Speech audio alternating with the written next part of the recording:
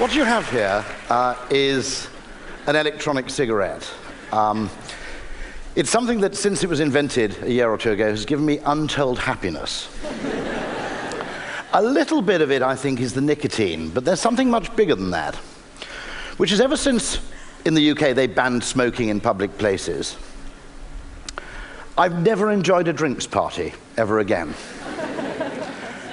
And the reason I only worked out just the other day, which is when you go to a drinks party and you stand up and you hold a glass of red wine and you talk endlessly to people, you don't actually want to spend all the time talking. It's really, really tiring.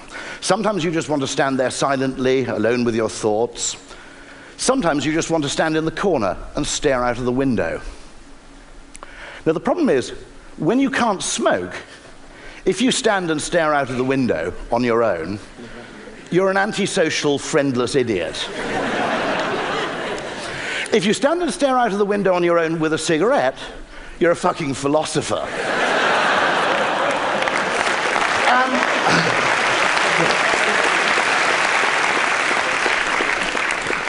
So the power of reframing things cannot be overstated. What we have is exactly the same thing, the same activity, but one of them makes you feel great, and the other one, with just a small change of posture, makes you feel terrible. And I think one of the problems with classical economics is it's absolutely preoccupied with reality. And reality isn't a particularly good guide to human happiness. Why, for example, are pensioners much happier than the young unemployed? Both of them, after all, are in exactly the same state of life. You both have too much time on your hands and not much money. But pensioners are reportedly very, very happy, whereas the unemployed are extraordinarily unhappy and depressed. The reason, I think, is that the pensioners believe they've chosen to be pensioners, whereas the young unemployed feel it's been thrust upon them. In England, the upper middle classes have actually solved this problem perfectly because they've rebranded unemployment. If you're an upper middle class English person, you call unemployment a year off. And that's because having a son who's unemployed in Manchester is really quite embarrassing. But having a son who's unemployed in Thailand is really viewed as quite an accomplishment. But actually, the power to rebrand things, to understand that actually our experiences, costs, things, don't actually much depend on what they really are, but on how we view them, I genuinely think can't be overstated. There's an experiment I think Daniel Pink refers to, where you put two dogs in a box, and the box has an electric floor. Every now and then, an electric shock is applied to the floor, which pains the dogs. The only difference is one of the dogs has a small button in its half of the box, and when it nuzzles the button, the electric shock stops. The other dog doesn't have the button. It's exposed to exactly the same level of pain as the dog in the first box, but it has no control over the circumstances. Generally, the first dog can be relatively content. The second dog lapses into complete depression. The circumstances of our lives may actually matter less to our happiness than the sense of control we feel over our lives. It's an interesting question. We asked the question, the whole debate in the Western world is about the level of taxation. But I think there's another debate to be asked, which is the level of control we have over our tax money. That what costs us £10 in one context can be a curse. What costs us £10 in a different context, we may actually welcome. Pay £20,000 in tax towards health, and you're merely feeling a mug. Pay £20,000 to endow a hospital ward, and you're called a philanthropist. I'm probably in the wrong country to talk about willingness to pay tax. I'll give you one in return. How you frame things really matters. Do you call it the bailout of Greece or the bailout of a load of stupid banks which lent to Greece? Because they are actually the same thing. What you call them actually affects how you react to them, viscerally and morally. I think psychological value is great, to be absolutely honest. One of my great friends a professor called Nick Chater, who is the professor of decision sciences in London, believes that we should spend far less time looking into humanity's hidden depths and spend much more time exploring the hidden shallows. I think that's true, actually. I think impressions have an insane effect on what we think and what we do. But what we don't have is a really good model of human psychology, at least pre-Kahneman, perhaps. We didn't have a really good model of human psychology to put alongside models of engineering, of neoclassical economics. So people who believed in psychological solutions didn't have a model. We didn't have a framework. This is what Warren Buffett's business partner, Charlie Munger, calls a lattice work on which to hang your ideas. Engineers, economists, classical economists, all had a very, very robust existing lattice work on which practically every idea could be hung. We merely had a collection of random individual insights without an overall model. And what that means is that in looking at solutions, we've probably given too much priority to what I'd call technical engineering solutions, Newtonian solutions, and not nearly enough to the psychological ones. You know my example of the Eurostar. £6 million spent to reduce the journey time between Paris and London by about 40 minutes. For 0.01% of this money, you could have put Wi-Fi on the trains, which wouldn't have reduced the duration of the journey, but would have improved its enjoyment and its usefulness far more. For maybe 10% of the money, you could have paid all of the world's top male and female supermodels to walk up and down the train, handing out free Chateau Petrus to all the passengers. You'd still have £5 billion in change, and people would ask for the trains to be slowed down. Why were we not given the chance to solve that problem psychologically? I think it's because there's an imbalance, an asymmetry, in the way we treat creative, emotionally driven psychological ideas versus the way we treat rational, numerical, spreadsheet-driven ideas. If you're a creative person, I think quite rightly, you have to share all your ideas for approval with people much more rational than you. You have to go in and you have to have a cost-benefit analysis, a feasibility study, an ROI study, and so forth. And I think that's probably right. But this does not apply the other way around. People who have an existing framework, an economic framework, an engineering framework, feel that actually logic is its own answer. What they don't say is, well, the numbers all seem to add up, but before I present this idea, I'll go and show it to some really crazy people to see if they can come up with something better. And so we artificially, I think, prioritize what I'd call mechanistic ideas over psychological ideas. An example of a great psychological idea, the single best improvement in passenger satisfaction on the London Underground per pound spent came when they didn't add any extra trains nor change the frequency of the trains. They put dot matrix display boards on the platforms. Because the nature of a wait is not just dependent on its numerical quality, its duration, but on the level of uncertainty you experience during that wait. Waiting 7 minutes for a train with a countdown clock is less frustrating and irritating than waiting 4 minutes, knuckle-biting, going, when's this train going to damn well arrive? Here's a beautiful example of a psychological solution deployed in Korea. Red traffic lights have a countdown delay. It's proven to reduce the accident rate in experiments. Why? Because road rage, impatience, and general irritation are massively reduced when you can actually see the time you have to wait. In China, not really understanding the principle behind this, they applied the same principle to green traffic lights.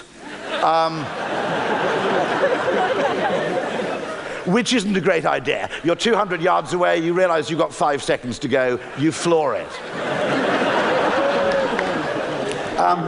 The Koreans very assiduously did test both. The accident rate goes down when you apply this to red traffic lights, it goes up when you apply it to green traffic lights. This is all I'm asking for, really, in human decision-making, is the consideration of these three things. I'm not asking for the complete primacy of one over the other. I'm merely saying that when you solve problems, you should look at all three of these equally, and you should seek as far as possible to find solutions which sit in the sweet spot in the middle. If you actually look at a great business, you'll nearly always see all of these three things coming into play. Really, really successful businesses. Google is a great, great technological success, but it's also based on a very good psychological insight. People believe something that only does one thing is better at that thing than something that does that thing and something else. It's an innate thing called goal dilution. Ayelet Fishbach has written a paper about this. Everybody else at the time of Google, more or less, was trying to be a portal. Yes, there's a search function, but you also have weather, sports scores, bits of news. Google understood that if you're just a search engine, people assume you're a very, very good search engine. All of you know this, actually, from when you go in to buy a television. And in the shabbier end of the row of flat-screen TVs, you can see, are these rather despised things called combined TV and DVD players. And we have no knowledge whatsoever of the quality of those things, but we look at a combined TV and DVD player and we go, ugh.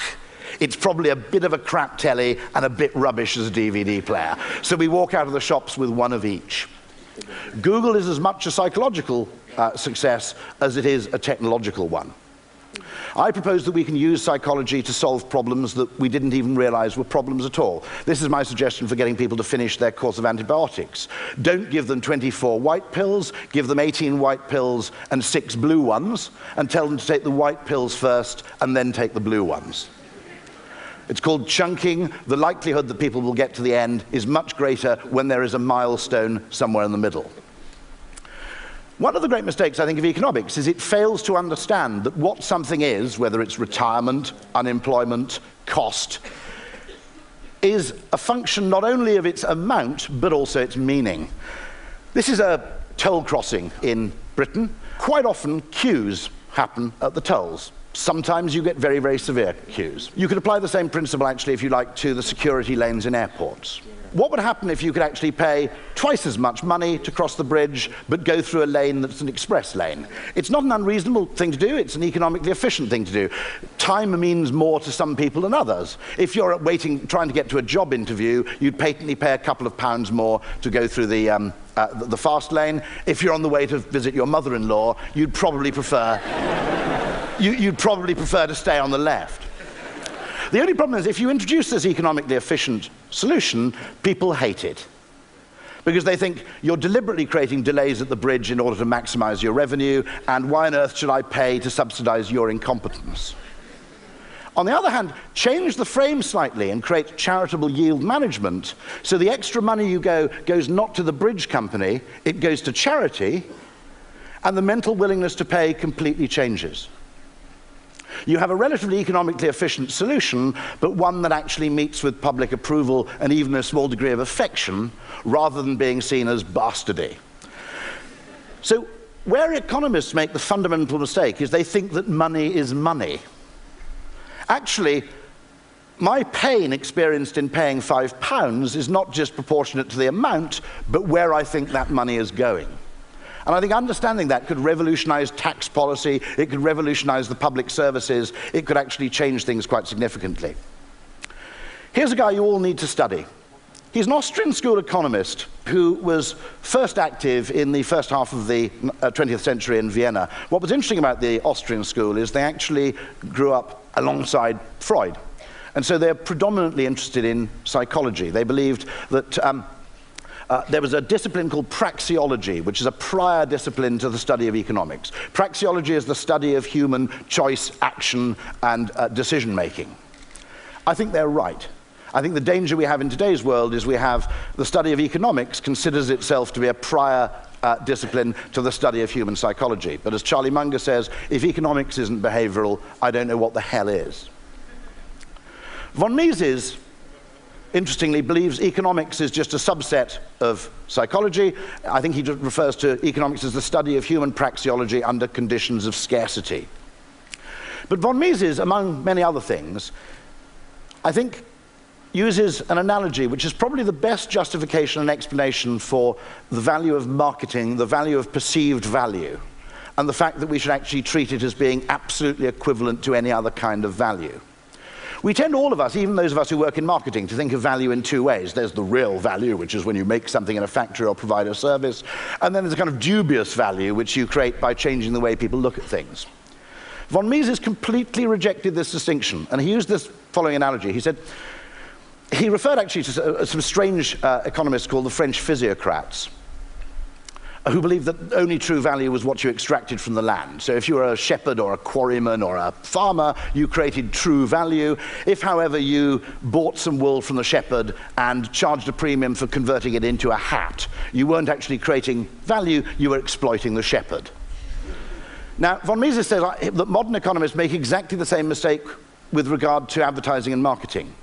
He says, if you run a restaurant, there is no healthy distinction to be made between the value you create by cooking the food and the value you create by sweeping the floor. One of them creates perhaps the primary product, the thing we think we're paying for. The other one creates a context within which we can enjoy and appreciate that product. And the idea that one of them should actually have priority over the other is fundamentally wrong. Try this quick thought experiment. Imagine a restaurant that serves Michelin-starred food, but actually where the restaurant smells of sewage and there's human feces on the floor.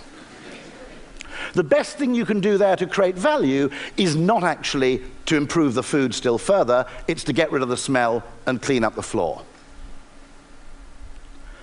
And it's vital we understand this. If that seems like a sort of strange, abstruse thing, in the UK, the post office had a 98% success rate at delivering first-class mail the next day. They decided this wasn't good enough, and they wanted to get it up to 99. The effort to do that almost broke the organization. If at the same time you'd gone and asked people what percentage of first-class mail arrives the next day, the average answer would have been 50, or the modal answer would have been 50 to 60%. Now, if your perception's much worse than your reality, what on earth are you doing trying to change the reality? That's like trying to improve the food in a restaurant that stinks. What you need to do is, first of all, tell people that 98% of mail gets there the next day, first-class mail. That's pretty good. I would argue in Britain there's a much better frame of reference, which is to tell people that more first-class mail arrives the next day in the UK than in Germany. Because generally in Britain, if you want to make us happy about something, just tell us we do it better than the Germans.